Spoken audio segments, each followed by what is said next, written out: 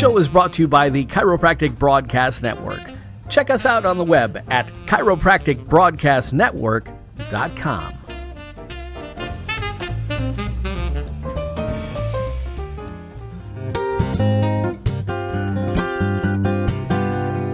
And hello, everybody. Welcome to this edition of Tuning into Health. My name is Dr. Chad Rohlfsen, right here from Des Moines, Iowa, and we got a special show for you. This is the first show of 2012, and, well, here, I'll get the video up. We got a studio guest with us today. Believe it or not, it's the Kwanini Man, Venance Ndibalema, all the way from Tanzania via Miami, via Iowa. And so we're going to be talking today about different concepts that Venance has been working on for quite a long time. And it's going to be a fun show. We're going to have a lot of fun. I promise you. We're going to be laughing. We're going to be going deeper than you ever thought possible before. Because we have a real live quantum physicist in the room. Yeah, we do. So it's all up to you to, I don't know, pour yourself a glass of wine. Not if you're at work. Nah, don't do that. But if you're listening to the recorded version, which you most likely are, just kind of relax and enjoy this little hour that I have planned for you today. Because we're going to have a lot of fun. A lot of fun indeed. So on that note, we'll be back right after this.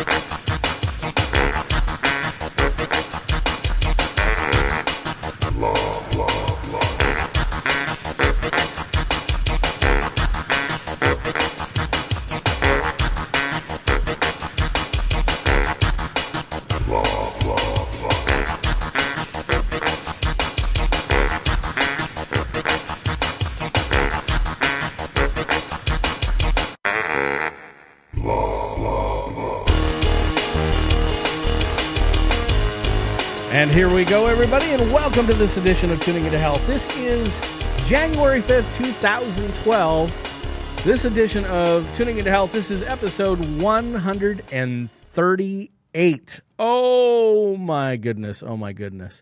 And we got a studio guest with us. But before we introduce the studio guest, I want you to go to facebook.com/Rohlfsen. You can request a friendship there, or you can go to twitter.com. And you can request a friendship with C. Rohlfsen. And definitely be sure to click that little button right below here and tell your friends what you're watching, because we're going to have a lot of fun today. We've got a unique guest. A unique guest. And he's actually my brother, believe it or not. So, and you've got to go that way a little bit. That way. We got to get you in the camera right there. So, and we got, there we go. Almost, just a little bit more. So, we have Venance Ndibalema, all the way from Tanzania, via Miami, via Iowa. Welcome to the show, Venance. Thank you so much. I got to get your mic up. You're more than welcome. Finally, we got you here in Iowa. You've appeared on the show before. Yeah. You appeared on with Ia. Yeah. And our past conversations have been about what? Consciousness. Yeah, consciousness. Yeah. So we've talked a lot about consciousness. I mean, people can go back in the archives of the show and look at what we've talked about over the time period. But today we're going to talk about, well, consciousness is still connected, right? I think even as we're having a conversation here, we have to be conscious. Yes, exactly. So consciousness, as long as we are living, then consciousness is a part of it, and everything we talk about will involve consciousness. Now you corrected me right before we went on, because I called you a quantum physicist, and you said, "Oh, that's kind of limiting." No, and I know there's people out there, they're laughing right now, saying, limiting, a quantum physicist limited, what are you talking about? But you said, no, I'm a I'd like to be just like another human being, just as a humanist in a sense. That's in fine. a sense, we are all trying to search for something. When you say a quantum physicist or you say a biologist, I label you. It's just labeling or giving someone a dress or something. But you know what? So, I mean, with me, I have my doctorate. People go, "Oh, okay, a doctor. Okay, what kind of doctor?" I could be a urologist. I could be family practice medicine. I could be pediatrician. I could be a chiropractor. Which I'd much rather be a chiropractor than all the rest of those. Yeah, so that this helps people understand where I'm coming from. But I think one thing about human uniqueness when it comes to things of knowledge is not to limit ourselves so much on who we are and who we can be. We should not treat knowledge that's the way we treat animals, like cows, in the sense of artificial selection. You see, in biology, they have this concept of artificial selection, like you select certain kind of animals and they survive when you domesticate them. Right. And the one that we don't select, they become extinct and stuff, And I think knowledge has been treated that way. So someone develop as much as a doctor in one direction and become a very good doctor, but does not diversify the portfolio. So he cannot have a conversation with an economist. Right. He cannot, understand the issue of biology or But still, it's important, you'd agree, for people to know where you're coming from. Yeah, it's still very important. It's still very important, I think, to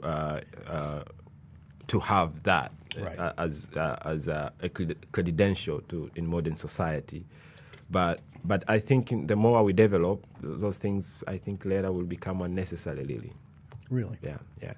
Because I don't. If you look, for example, what Newton knew when he was writing his theory of gravity, at that time, very few people in university level knew what he knew. But now, high school students know F is equal to ma.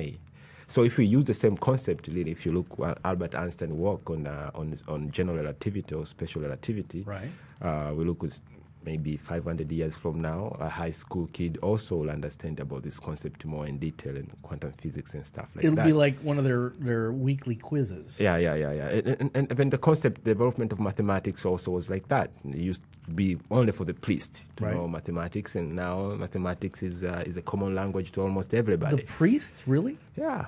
Back in Babylon, in Babylonia, or the Mayans, the priests are the ones who knew how to count those things. We're talking about 2012 now. The Mayans say it's the end of the world. Who put all those things together? Or the Mayans priest, Right. Not an ordinary Mayan. So and they were pretty damn accurate with their calendar system.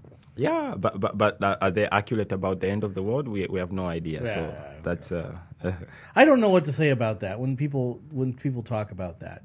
They talk about the end of the world in the 2012 thing, and there's going to be some people say there's just going to be a shift. Even the Mayan people closest to the Mayans down there. I had a friend that just recently went down there, and she says they all laugh at this concept of the world ending down there. They say no, there's a shift going to happen. Yeah, they talk about shift of consciousness or understanding of the world and stuff like Planets that. Planets are going to align, but what does that mean?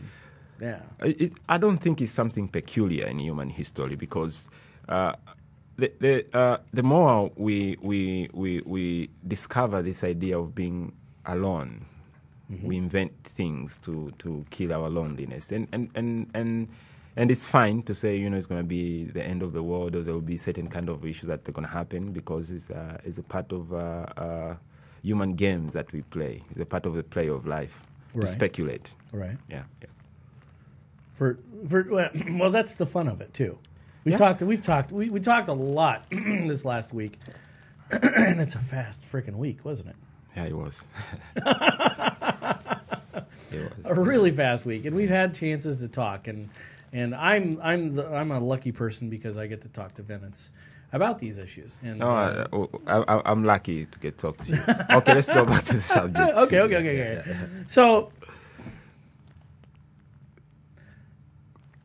So what we're leading into today is kind of a little introduction into a thought process called Techno-Trophism. Yeah. Now, tropism in a healthcare sense, medical terminology is what they call it, is called tropism is kind of like a growth. Yeah. And what you'd coined the term, and this is Venance's coined term. Nobody else has ever used this. So I want everybody watching to understand that this is a new term. And when we add techno to tropism, something happens and a new concept is born. And so why don't you kind of give us the feel of it, thought process? I was trying to investigate the difference between instinct and intelligence. And I tried to look more about the instincts of plants and lower animals, and see how they react toward the environment and their reflex. And when you look at birds like chicken, for example, when they're born, little chicken, they will be picking up in anything that they can see. Right. Yeah. And then as they grow, that's a kind of reflex. Right. And then as they grow, they pick up only which is possible to eat. I have a 1-year-old at home, and he does everything in his mouth. Yeah. So, but as it grows, now it becomes selective. When what can go to the mouth, it tastes something, become bitter, and you put it at the side. The and dirt didn't taste so nice. It doesn't taste but nice. It's important for his development. Yeah, it's important for development. But that is where we move from this idea of reflex, because reflex is just instantly. You put something and then you take it out, or you decide what's going to happen. But the idea of tropism is more gradual, and it's very useful term in biology. For example, in a concept of geotropism, which is the plant being affected by the concept of gravity. Phototropism, plant being affected by the concept of light. And I thought, how does man adapt gradually due to the change of technology? And this is what I coined as Techno-Trophism. Techno-Trophism. Yeah. The gradual change of man toward technology. And if the change is instantly, most of the time we can have a reflex and as I withdraw. But gradual change, most of the time, they're very hard to recognize that they're happening. When you just said that, a movie came to mind. And I think I've discussed that with you in the past. Yeah. Remember the movie The Gods Must Be Crazy? Yeah, I've seen it. So how does this relate to that concept? The Gods Must Be Crazy is a tribe in Africa. He sees a plane flying up above, and I'm not sure if he's ever seen a plane, but the pilot finishes a Coke bottle and then, like an idiot, throws it out the window. And suddenly, this Coke bottle falls to earth at this tribesman's feet, and he's a hunter. And it's this glass thing. It didn't break. And so this Coke bottle is now in the midst of a person instantaneously. He didn't develop it. Yeah. He now has this bottle in his hand, and he's like, what can be done with this bottle? Yeah. And it causes all types of stress and strife in his tribe to the point of where they try to throw the bottle back to the gods. Yeah, I think that's a little bit different. In new things, for example, he didn't have someone to tell him how to use the bottle. Right. So he had to try to develop different ways of using it. But in our modern technology of the concept of marketing, where you are being told on how to do things. Right. Yeah. So it's somehow different. The Bushman was able to be adventurous about it, get art and all these things that happened to him when he discovered later this bottle is meaningless. I gotta throw it back to the gods. Or it was harmful. Somebody whacked him on the head. Yeah. So what is harmful for the Bushmen is meaningless. For example, the Bushmen, their god is a praying mantis. They have, they talk about praying mantis and animals being part of the collection of the gods and stuff. So for them, it's different on how they look at things from their perspective. So the idea of something is meaningless is there in the sense of saying, instead of saying something is harmful, you can say something is meaningless. Wow. Yeah. Okay. Yeah. In a sense, there's nothing that is harmful. There's only reason to learn from it. But if something is meaningless, then there's no even reason to learn about it. It's something in how Earl Wiesel say indifference is the biggest sin. So indifference is the biggest sin. Yeah. So something being meaningless is something like being kind of indifferent. So let's speculate a little bit. I mean, I love Steve Jobs' creation, the iPhone. It's kind of like the pinnacle of consumer electronics and all this type of stuff. Makes my life easier. I can with Steve Jobs creations, I can go something like this. Blah, blah, blah, blah, blah, blah, blah, blah. Or I can... Now stand aside, worthy adversary. 'Tis but a scratch. A I can do Monty Python. We are the knights who say... So, technology, it's fun. It's creative. It allows us to be more creative. What did you create? What did I create? Just now. Steve Jobs created something. What did you create? What did I create? I created a laugh. That's all I'm laying claim to. So you think the laugh cannot exist without technology? No. But I created a moment for the opportunity for a laugh. To me, I think everything we have. There's no free lunch in the universe. Nope, there isn't. Yeah, no. I think this was Weinberg, one of the physicists, talk about. You cannot get a free lunch. So in anything we gain, we have something that we are losing. And to me, as we're gaining much from technology, I'm trying to look on the opposite side. Like, what are we losing? Right.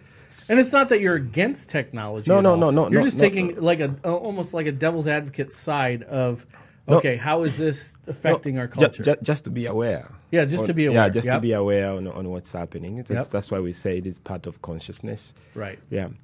When you look on the development of the living things, first, as the speech develop, we talk about feelings. Right. Like paramecium can have a feeling, can feel what's happening. And then perception come. For example, a crab can see sizes of things and can look at human being as walking trees. Yeah, you see, and then that's perception, and then the observation come for monkeys and stuff, and then human being develop conceptual thoughts. So as we develop in these stages of life, we have to look on. We as human being, we have the aggregate of all. We feel, we perceive of awe of all things that I just things. mentioned. Those four things. We feel, we perceive, we observe, and these three things give us conceptual thoughts. Okay. Yeah. So we can go outside of ourselves and conceive other areas beyond our immediate world. And universe. Martin Heidegger, the author of Being and Time, make this point very important to say the development of physics and natural science will completely change how human communicate to each other. The new language is going to be seeing by thinking. Seeing by thinking. Yeah, you see. Whoa. You're talking like remote viewing type of things there. Seeing by thinking means I can take a piece of paper right now and calculate mathematically and say, you know what, I can fit 1.3 million planets of the size of the Earth into the sun. You see, so now I can see the size of the sun by thinking it. Right. You see, this is the idea, and I think there is a big disconnection between the few people, as Martin Heidegger said, who know science, who do physics and stuff like that, and biology. Know those things, and we come and apply this. You're using the iPad. Yeah, you're pushing the button, and electromagnetic waves and all that stuff. But you don't have the understanding of describing those things much in detail. So it means in a deeper in a language you've been left behind, in a language that used to describe those things. And what is the function of a scientist? This is what brings us to the most important question. I've always known the function of a scientist is to seek truth. Yeah, but the function of the scientist is to seek for truth. Right. But when you're seeking for anything, there's a means by which you seek that thing, and there's the end on which you are trying to attain. Okay. And when you look at the ends and the means, the job of a scientist becomes to look at things at the end in themselves. Okay. And as he's doing that, is making that the means to the end to the public. Right. You see? So when Maxwell was looking at these four equations that he came up with, and that's that made him discover that they all share the concept of the speed of light, right? And from there concluded that that's Maxwell's constant. Yeah, right? Maxwell equations that given the speed of light that appear in all those equations of electromagnetic waves. Mm-hmm. So he came to realize that all this electromagnetic spectrum can be understood by me understanding something that I can understand the properties, which is light that we see. Right. So he said, you know what? X-ray can be deflected just like light that I see. Yeah. Gamma rays can do the same thing. So you come to understand so much by using so little. Right. But him was working on at the end in itself. But now we're using this for communication and try to communicate with others. Right. So as a scientist, this was not his concern. His concern was to understand nature. You see, and then for the public, it became the means to the end. But what Matt Edinger tried to suggest is say, all of us should speak that language as the end in itself,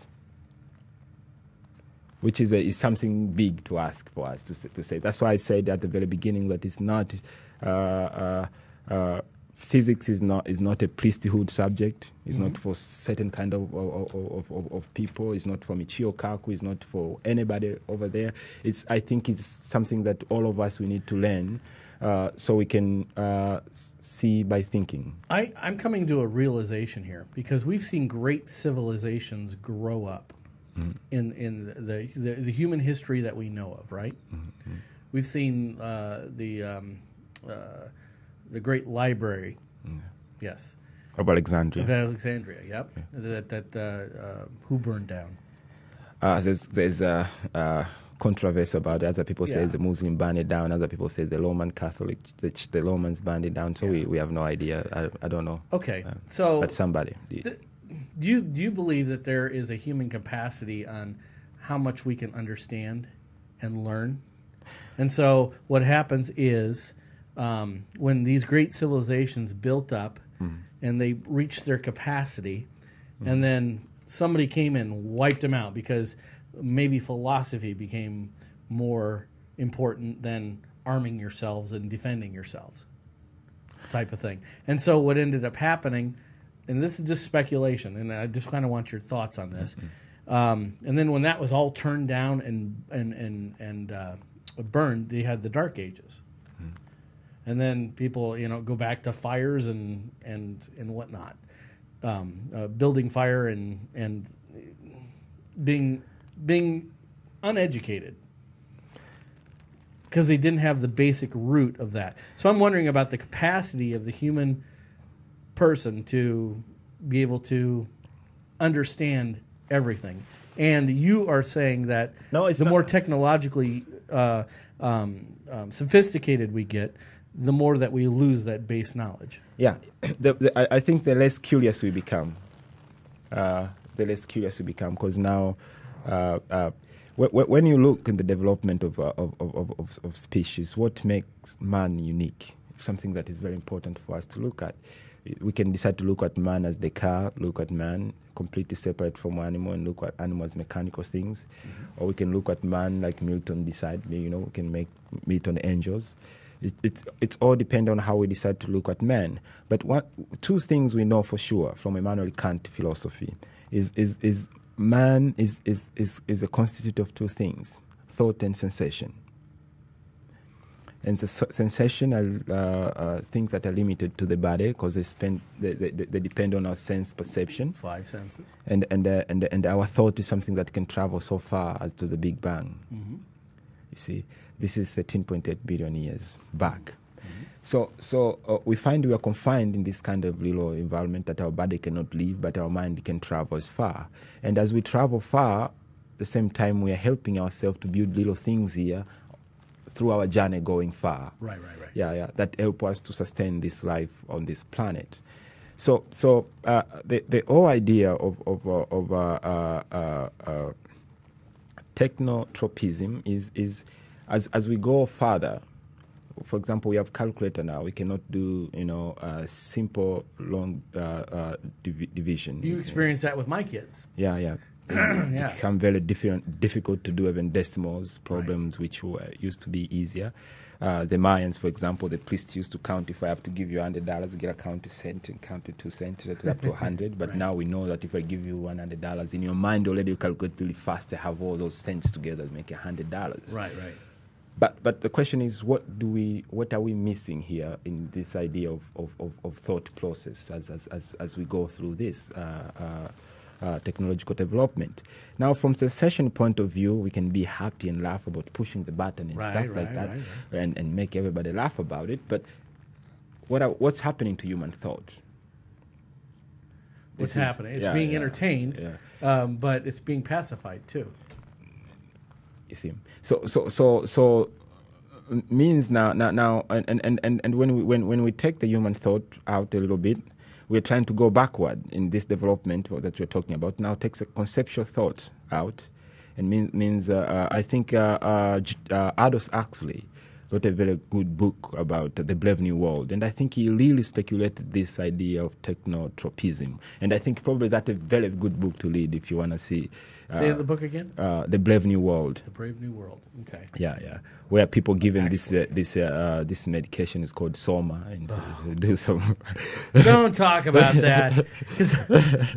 So to me, when you look at it, it would be like thinking fluoride. It said like. So it might be like one of those things, like technologies become one of those medication like Soma, you see, where we completely lose. So as you go back, these creatures in adult creatures, you see conceptual thought goes away. You see observation goes away. You see perception goes away. You see feeling goes away, and can you imagine if human beings don't have feelings? I think we're almost there. Yeah, we are almost there. Really? Yeah, because Erich Fromm is one of my favorite psychologists.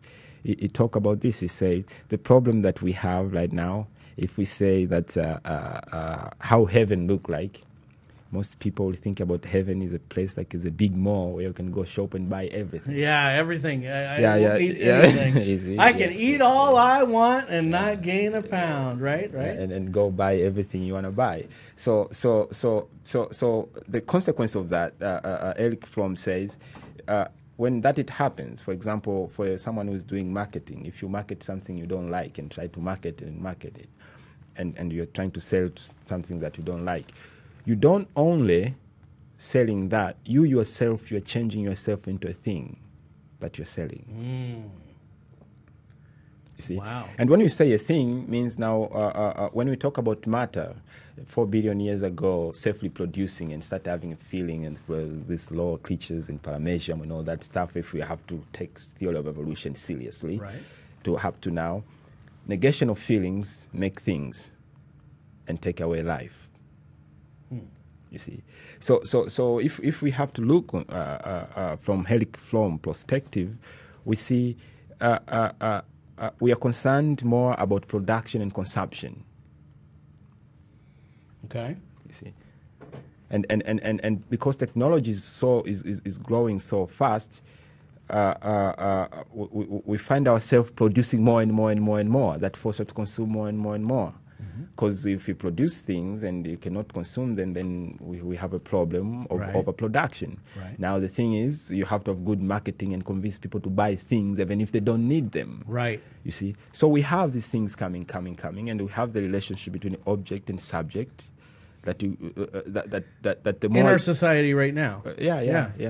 So this relationship. We also have fluoride in the water. So this relationship between the object and subject become a very big problem. Although we don't look at it as a problem, it's not things that we own them only. It's things that we own us too. You see, if you look 130 years ago. Maybe 200. Let's still go back to a few years after Industrial Revolution. Statistic. You know what? Go ahead. We're gonna take just a short little break, Yeah. and we're gonna develop this little concept here in our next segment. So please stay tuned, and we'll be right back. Here's Genuinely Pure.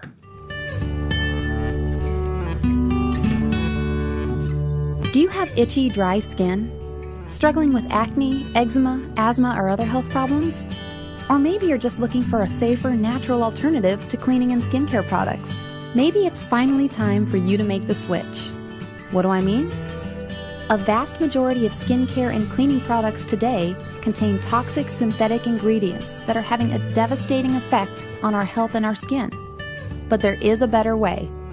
At Genuinely Pure, it's our mission to provide 100% natural and safe products that you'll absolutely love, and provide them at affordable prices. We offer a full line of products for the body, face, home, and baby, all full of pure plant-based organic ingredients to nourish, heal, and rejuvenate your skin. So now are you ready to make the switch? Come check us out on the web at genuinelypure.com. Find us on Facebook or follow us on Twitter. Place an online order with the promo code Dr. Chad to save 10% off your purchase. Make the switch to Genuinely Pure today.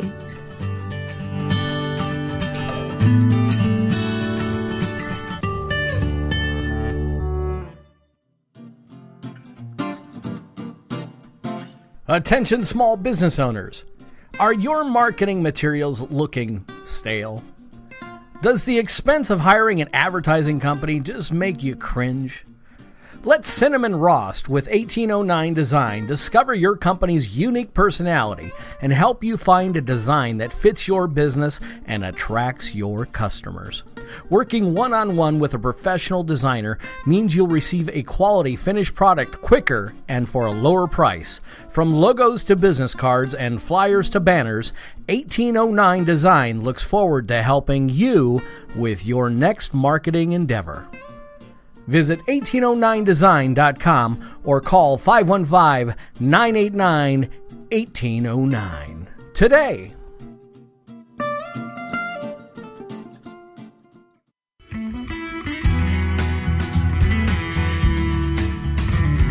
And you are tuning into Health with Dr. Chad.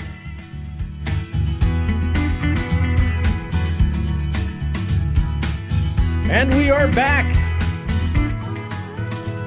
Back to Tuning into Health.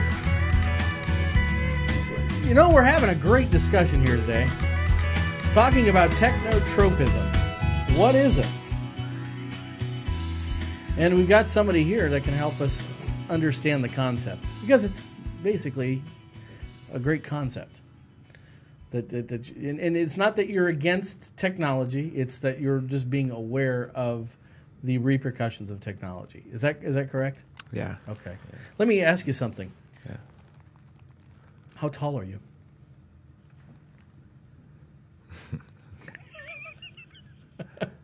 I'm 6'2". No, you're not 6'2". I am. How tall are you? I'm 6'2".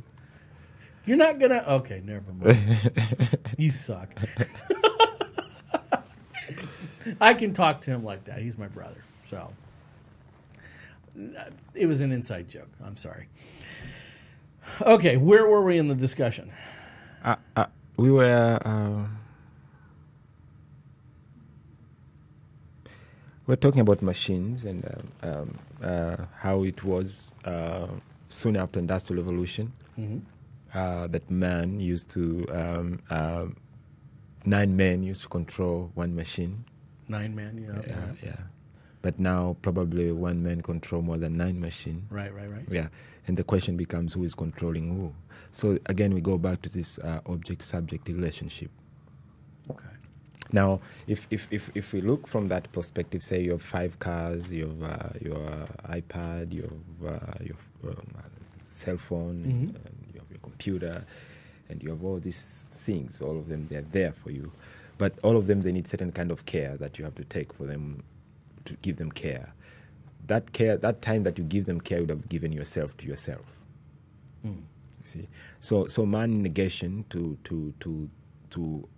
from ourself toward object is what is happening. You see, so and as we negate that, then things that are important to man also become negated. And I think Wordsworth said it so well. He was around before the Industrial Revolution. Who? But Wordsworth, the poet. Wordsworth, yeah. Okay. He called this idea that non-verbal communication, just to give ourselves to ourselves, try to allow the feelings, try to see what's happening within us. And it says the eye cannot choose but to see. Mm-hmm. The body cannot choose but to feel, with or against our will. And they call this passive wiseness. Okay. You see, so when we negate these things, when we don't give ourselves to ourselves, we go to these objects that we think they are ones can make us happy, because the marketing has to buy right. these things. The more you buy, the more happy you'll become. Mm-hmm. That's why we have this syndrome that Eric Fromm called, when you go to heaven, people will be crying for more. They want to have a shopping mall. They have everything and they want. Yeah. So you can have the iPad. You can have a iPad, computer, and everything in heaven, and that will be really cool heaven. Where's the Yonkers, man? Yeah, so, those shields? Are you kidding me? Yeah. So I think that is the problem. Meister Eckhart, one of the German mystics, he made a very important statement. He said, whatever I take in with contemplation, I'll give out as love. You see, okay. And that require to go to thyself again. Right. Yeah. So you can give out. Somebody once said, "It doesn't matter what you take in; it's what comes out." Yeah, but that was Jesus, and yes. he was talking. It was talking about food. Whenever you take in, does not pork. make you. Yeah, does not make Don't you. Don't be fearful of pork. But but you say the difference here, Master Eckhart, it does not talk about your sensation of eating food and going to the bathroom. Right. See? And Jesus was talking in metaphor, probably, yes, which is fine. Was. But at the same time, Master Eckhart make a specific statement to say contemplation. Whenever I take in with contemplation, I'll give out as love. So thinking and sensation should work together. You see, but our thought is being negated because of the technology. Because of things we are forced to, not forced, we are pursued to buy, and Can I comment on that a little bit? Mm-hmm. Because in some aspects, the technology can make more contemplation, because you can get an ebook, you can listen to an audiobook, which allows you to have more to contemplate too. So you can utilize technology in that way too. Yeah, but how? You see, the thing is, again, we go to the paradox of choice. Right. You see, the more these choices become, the harder is it to make the right one. Mm-hmm. There's so much bad literature right now because technology gives us all this bad literature. Mm-hmm. People can write books. You can get books in the. Technology doesn't do that. People do that. People do that. Yeah. But with ease. Now. With easy now, you can just push the button and buy a book. Right. Now, if the human mind will make noise, like the human body, if you punch it, it feel the pain. There's so much garbage literature inside our mind that we have been given, because now there's easy access toward literature. Mm-hmm. There's easy access toward information. A lot of bad information come out there. People listening and consume it, and they think it's true, and it's just so much things come. It's like my grandpa. Everything that he read, he thought it was true. Yes, because he read it. You see, and psychologically we think that too. Most of the time, things we read, we think they're true. Right. You see, so technology is a double-edged sword. Yeah, it is. You see, and I think we should take serious again the word of Aldous Huxley. Again, he say we should ask ourselves the way Jesus asked the Pharisees: was Sabbath made for man or man for Sabbath? And we should switch that question again to technology and ask ourselves: was technology made for man or man for technology? And then we can have a little understanding of what technology can do to us. I think our culture is kind of understanding that too, because we've developed stories that tell the same type of story of like Caprica, or the precursor to Battlestar Galactica, where we developed as a society to the pinnacle where machines could make their decisions. Mm-hmm. And the machines decided they didn't like how the human treated them like slaves. Mm-hmm. And so a war was started with machines and humans against humans. And so I see this in popular culture with different TV shows and whatnot. So, you kind of wonder to yourself, what's the end play? You see, but when you talk about, are we made for technology or technology made for us? That's what comes to my mind. Yeah. Am I missing something?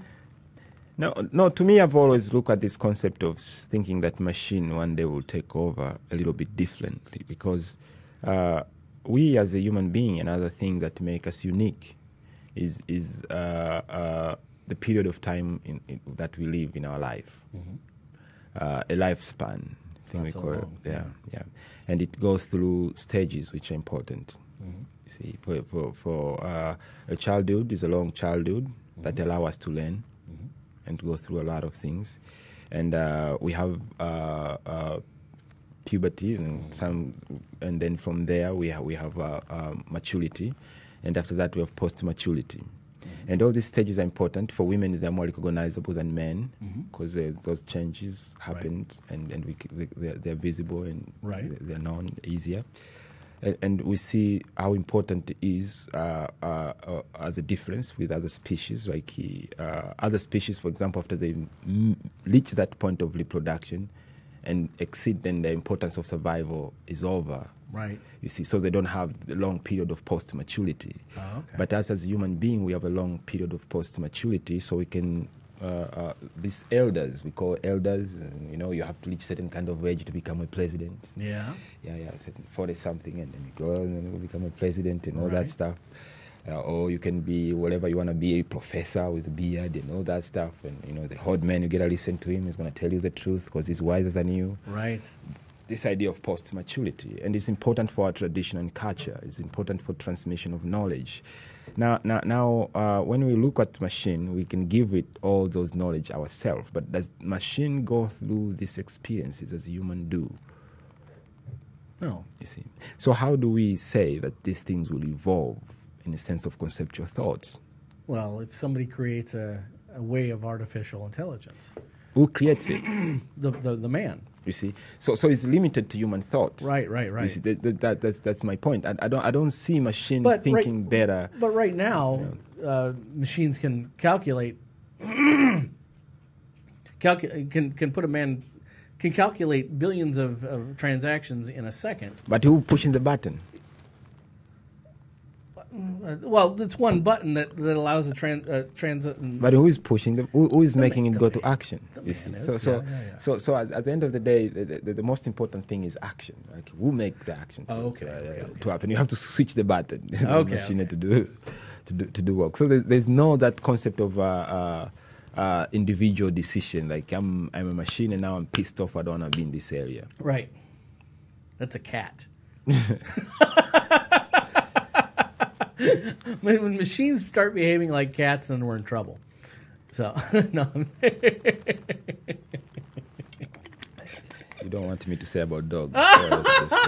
No, I'm a dog lover. Yeah, but you see. But cats, you got a cat at home. Yeah. Okay. Yeah. Cats love their private experience. Dogs like public experience. Yes, they do. Go ahead. No, that's right. So, along the road to Techno-Trophism, are you developing concepts of what we should do now? No, to me, I think the most important thing is just to be aware. Be aware. Just like anything that we go through in life, the most important thing, Spinoza say, is knowledge. You see. And then what do we do with that How knowledge? do we know? We know ourselves. Yeah. It's through knowledge. Yeah. So the important thing is to have all these both sides and realize what does technology doing, what is technology doing to us, and what are we doing to technology, and how can we use technology to better ourselves as mankind, to enhance the beauty of being human. See, and that technology can help us for that. But for us to completely rely on technology as much as we can, now we are thinking about having a car that you're not going to be able to drive. You just sit there. Yeah. And the car goes and does everything that you want it to do. So we forget that our body need also. They needs that training. Yeah. The body need to work out. It's kind of like a bicycle. Once you learn, you never forget, right? Yeah, I think Martin Heidegger, in his book Being and Time, he wrote something very interesting. And if you look at it, for example, someone who drives stick shift, right. If it's the first time to drive stick shift, then it becomes difficult to drive that. I learned on the stick shift. Yeah. To me, I started with automatic. Then I tried to learn stick shift. But as you're learning to drive a stick shift, it's difficult to use clutch and switch gears and do all that kind of stuff. But when you get used to it, you can talk philosophy with your friend while you're driving. Yep. You see. So no. Today it's talk philosophy, text, and surf the web at the same time. Do all that at the same time. Yeah. And according to Being in Time, Martin Heidegger, what he's trying to propose is we become what we do. Yeah. You see. So in a sense, like that driver now is becoming part of the car. Ah. You see. Yeah. You will become part of that iPhone, iPad. And when's the car going to start deciding, well, I don't need this guy? Yep, I know. Yeah. So those are the things I think we should look at them seriously a little bit, just for the fun of it, and try to understand how can we use technology for the benefit of mankind, not the negation. Now, there was a movie that we talked about, remember? I don't know. Called Idiocracy. Yeah, you showed me the trailer of it. Yeah. Should I show them the trailer? Yeah, go ahead. Yeah, okay. Idiocracy is a movie that you can go download on Netflix. Let's see, trailer part 1. And let's just do that right there. So if you're wondering how we're going to synopsis this up, somebody already put it in movie format, which is kind of cool. And I'll show you here in a little bit. So, okay, let me put it full screen. And right here. Of the 21st century, the Army began a top-secret experiment. Meet Joe Bowers, our first subject for the human hibernation experiment. As you know, this is highly classified. However, if successful, we believe humans can be stored indefinitely. However, the trial run was prone to human error. See you in a year. And Joe slept slightly longer than expected. Half a millennium, to be exact. From Mike Judge, creator of Office Space and Beavis and Butthead. Oh my God! Oh. If you were the smartest person in the world... This goes in your mouth. This one goes in your butt. Hang on a second. This one goes in your mouth. And we're stuck with the dumbest people in history. If you have one bucket that holds 2 gallons and another bucket that holds 5 gallons, how many buckets do you have? 2? What would you do? Excuse me, I'm actually supposed to be getting out of prison. You're in the wrong line. I'm the smartest guy in the world? Says who? The IQ test you took in prison. You got the highest score in history. Even smarter than President Camacho. Ladies and gentlemen, the President of America! In the year 2505, we got this guy. He's gonna fix everything. So you smart, huh? The ordinary will be considered extraordinary. I thought your hair would be bigger. Idiocracy. For the smartest guy in the world, you're pretty dumb sometimes. So that's a funny outlook of would you say that's a pretty accurate portrayal of what we're kind of talking about today? Yep, it is. Wow. Yeah. So you're not gonna know even how much amount of water is in 2 gallons or something. Right.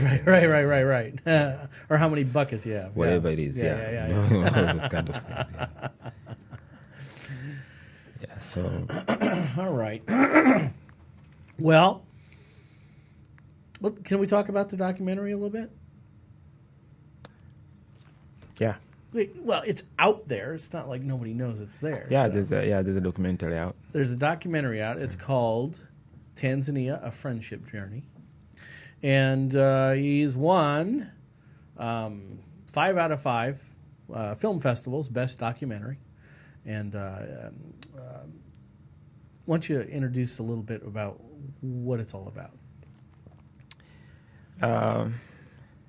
It's more about looking within. Mm-hmm. Yeah.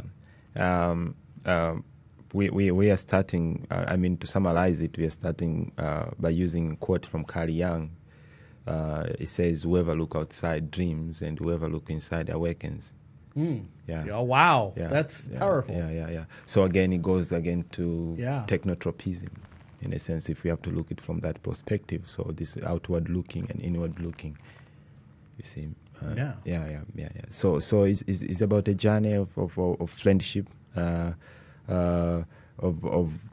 developing conceptual thoughts and feeling and observation as we go through a journey. Mm-hmm. And try to understand what's important in life that we live, because life is finite and goes fast, and the understanding of it becomes very important as you go through it. Let me ask you a question. What makes a journey special? Taking it. With the searching for certain for a meaning. For a meaning. Yeah, a journey without meaning loses direction. Okay. I think Carl Jung also again put it so well. Say, there's no walk without a purpose. Mm-hmm. You see, you take certain kind of walk, and you're searching for something. You're trying to either to understand yourself, to understanding your environment, which also is the same thing as understanding the self. Mm-hmm.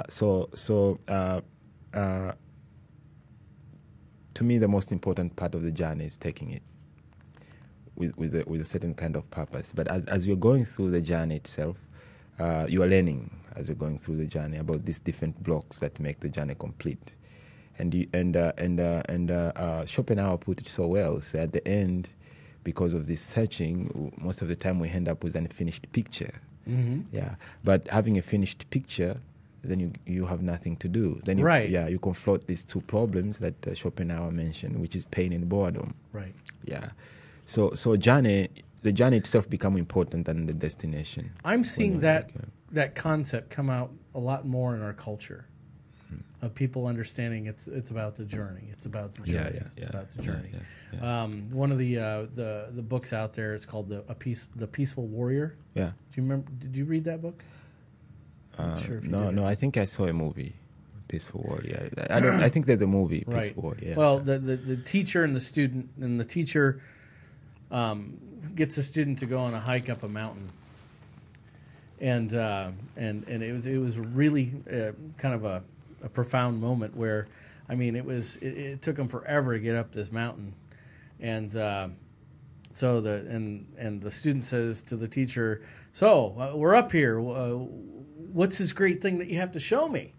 And the teacher kind of looks around and points down to the ground and says, points down to the ground, and there's a rock sitting there. He says, "There, that's what it is. That's what it is." And so the student just kind of freaks out. And along their ride up to the mountain, basically they had all types of trials and tribulations, and learned a lot about themselves and learned about each other. And the student didn't understand that it was about the journey. Yeah. In the documentary, you kind of go through that same thing, didn't you? Yeah, I think that's a story of any life. Because you literally, in a literal sense, you climbed up Mount Kilimanjaro. Yeah, going up to the top and coming down, and then when you get to the top, you wonder, just like Zarathustra got to the mountain top and look at the sun and say, "Wow, okay, where is your happiness if it's not for those you're shining to?" So you can probably ask yourself that question too. It's that wonder, where is my happiness if I'm not shining to somebody? Right. You see, so despite of the journey being a meaning in itself, at the end in itself, it as a means to the end to people observing that journey also can take their journey through understanding another person's journey. Mm-hmm. Yeah. And I think that's also the most important part of the documentary, because all human experiences are strictly private. Mm-hmm. And the more public the experience is, the easier it is to prove scientifically. So we live in a world of all-made universe that is made of our upbringing, temperament, and opportunities that we face. And this is what make our journey throughout life, these three things. Right. Yeah. But at the end, all of us, we face the same fate of finitude of life. So as we go through this journey, there are 7 billion people and 7 billion ways of taking the journey. Wow. Yeah. And looking at it in a different way. Yeah. It's a fingerprint thing. The fingerprint thing. Yeah. Oh, goodness. Yeah. You've got some things we only got a couple of minutes left in the show. We only took one break in the show, sorry, but I knew you guys would like this interview. Can you talk about some things that are coming here in the near future with the documentary? Where you headed? It's coming out soon. That's all I can say. Coming out soon? Yeah. Okay. Yeah. So, and because you can't find this on Netflix yet. Yeah, no, not yet. But it's going to be out soon. Now we're in negotiation, see how it's going to turn out, to see where it's going to be played and how. So we're trying to reach as many people as we can. Mm-hmm. Reception, by the way, has been very, very good. I mean, you've done a lot of speaking. You've probably done more speaking in front of crowds this last year than all combined, right? Yeah, no, I've never been a public speaker much. Most of my life has been strictly private. Yeah. But again, they say sharing is caring. So from time to time, as human beings, we can share our thought and see things we share in common with the others and see things that we contrast with the others. And this is how we learn. This is all the process of learning. Right. Yeah, and it has been an amazing journey for me.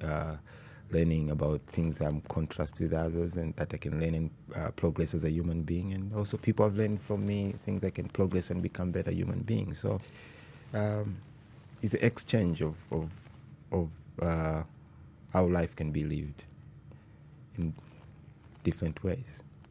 So, because the impact for a lot of people has been quite deep, this documentary. It has been an impactful documentary. I don't know how deep it is because, again, personal experience. It's private experience. Private experience. Yeah. If for scientifically, I can say, you know what? Take a telescope and I'll look in your heart and I'll see how impactful the documentary is, and the neighbor will come and look and see the same thing. But we cannot use telescope in private experiences.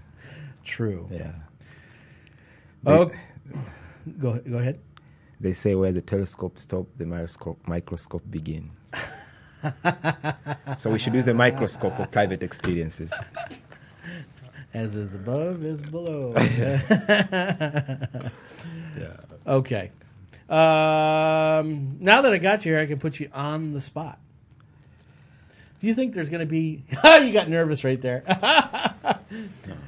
We're going to be talking again, aren't we? I mean, as long as we're alive, we'll talk. Yeah. No. I mean, on the show. We're gonna This show. And we're gonna. As long as we are in this planet, we'll always. So we're gonna be doing some things on Skype here. Yeah, when the whole idea is time. The whole idea is time. Time and energy. We got to get you an iPad, man. Time and energy. Get you an iPad, and then you'll have the time to do that when you're sitting in the airport. Where I say time and energy. Okay. Those are two things. It's not only time. So we've talked about bringing back Dr. Chad and the Kwanini Man. Yeah. So, and those are going to be short little shows, episodes that people can learn things. Yeah, I think the most important thing that I thought we can try to share more will be about consciousness, time, and energy. Okay. Which is probably the most important thing in the universe really is energy. When Einstein discovered energy and mass is the same thing of different manifestations. That's what he told my kids. So this is the most important thing. Yeah. Even you can't love if you don't have energy. Yes. Yeah. You can't even breathe. You can't breathe. Your heart cannot work. Yeah. Life is movement. Life is. You know what? That's a familiar chiropractic concept. That's Aristotle. You know what? He would have been a great chiropractor. Life is movement, movement is life. So, and it all starts from the spine, folks. Spine and nervous system. You can't perceive anything from your nervous system. And if it's distorted, guess what? You get garbage in, garbage out. Right? Garbage in, garbage out. Yeah. That's what the computer programmers understand. You put garbage into the computer, it's not going to give you accurate data. So same thing with our spine and nervous system and our brain. If you put distorted things in, what ends up happening coming out? Distorted things. Yes. Well,